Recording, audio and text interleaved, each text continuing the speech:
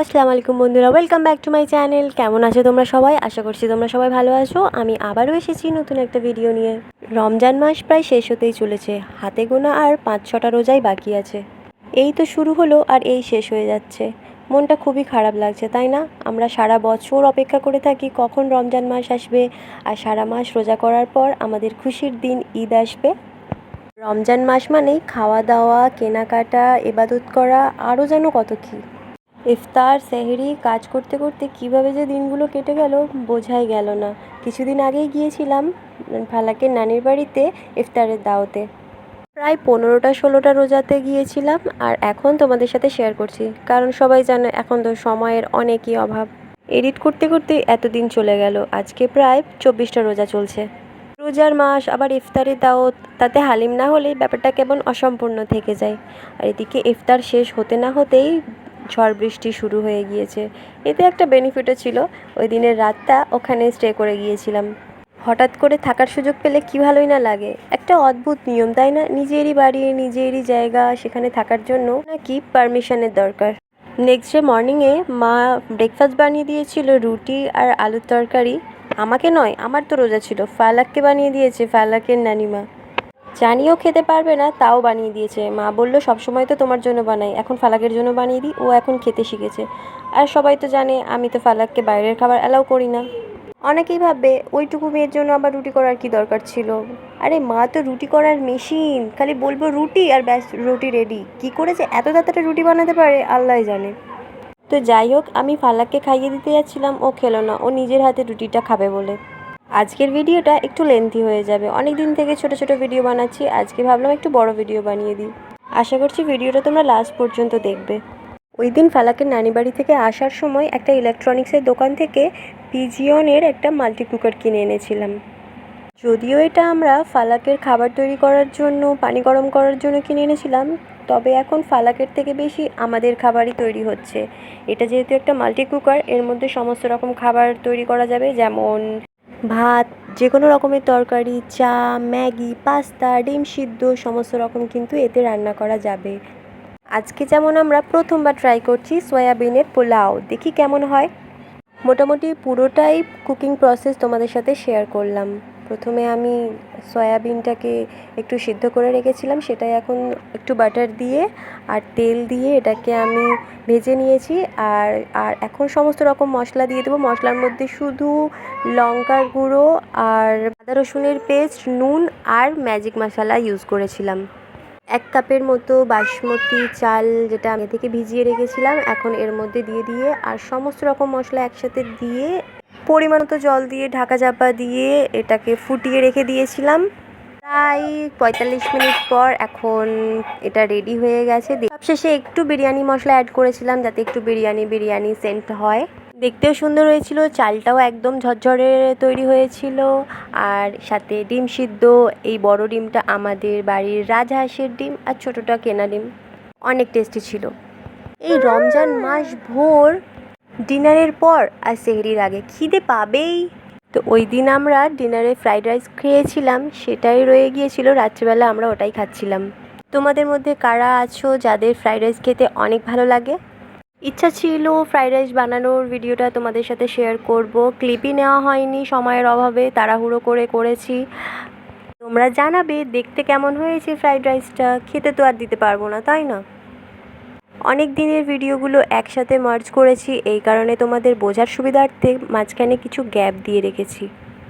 কিছুদিন পরেই ওই মাল্টি কুকারটাতেই রাত্রেবেলায় ডিম সিদ্ধ আর ভেজ ম্যাগি বানিয়েছিলাম। এখন সবজিগুলো কেটে নিচ্ছি। এতে আমি গাজর আর টমেটোর ইউজ করেছিলাম, শুধু এটাই ছিল। আর এদিকে ডিম সিদ্ধটাও হতে বসিয়ে দিয়েছি। ডিম সিদ্ধটা হয়ে যাবার পর এটাকে আবার ধুয়ে নিয়ে এর মধ্যে বাটার দিয়েছি, আর তার মধ্যে সবজিগুলো দিয়ে দিয়েছি। একটু জাস্ট হালকা ভাজা করে নেব, তারপরে এটাকে আমি জল দিয়ে সিদ্ধ করতে দিয়ে দেবো। সিদ্ধ করতে দিয়ে দেওয়ার পর মাঝে মাঝে এটাকে বারবার নেড়ে চেড়ে দিতে হচ্ছিল, কারণ যদি বাই চান্স জল যদি কমে যায় এটা কিন্তু ধরে নেবে। তো এটাকে নেড়ে চেড়ে আমি ঢাকা বন্ধ করে রেখে দিয়েছি সিদ্ধ হওয়ার জন্য। যতক্ষণে সিদ্ধ হচ্ছে ততক্ষণ আমি ম্যাগির প্যাকেটগুলোকে কেটে নিচ্ছি। আর আমি আজকে 4টে ম্যাগি বানাচ্ছি, আমরা 4 জন আছি এই কারণে।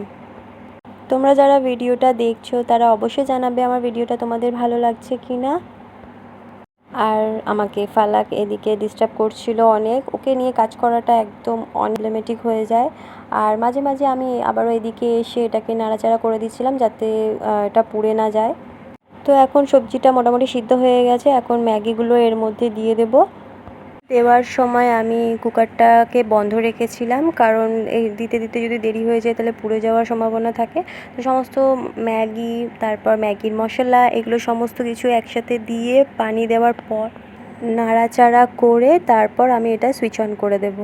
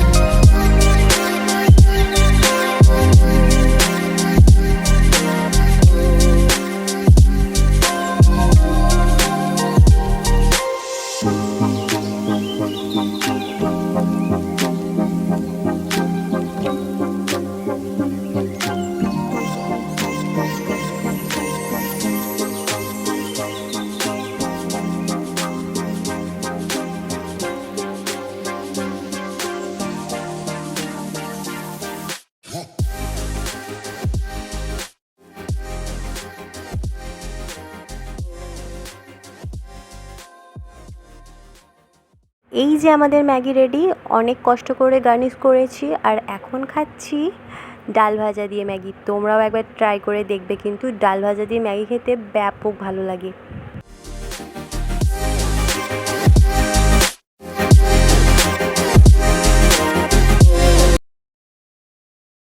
আবার রাত 1:30 বাজে। ব্যাস, তোমরা তো ভাবছো আমরা পরদিন করে করে কত না খাবার খেয়েছি, আর এটাই লাস্ট শেয়ার করব তোমাদের সাথে যেটা খেয়েছি। শেয়ার করলে হয় বলো? তাহলে তো আনফেয়ার হয়ে যাবে। বিরিয়ানি তো আমাদের সবার ফেভারিট। ব্যাস, আর কি না। এবার তো ভিডিও শেষ হয়েই তোমরা শেয়ার করো তোমাদের কোন খাবারটা বেশি ভালো লেগেছে। তো আজকের ভিডিওটা এখানেই শেষ করছি, দেখা হবে নেক্সট ভিডিওতে। যারা আমার ভিডিও নতুন দেখছো তারা অবশ্যই চ্যানেলটাকে সাবস্ক্রাইব করে দিয়ে পাশে থাকা বেল আইকনটা টিপবে। Thanks for watching and don't forget to subscribe.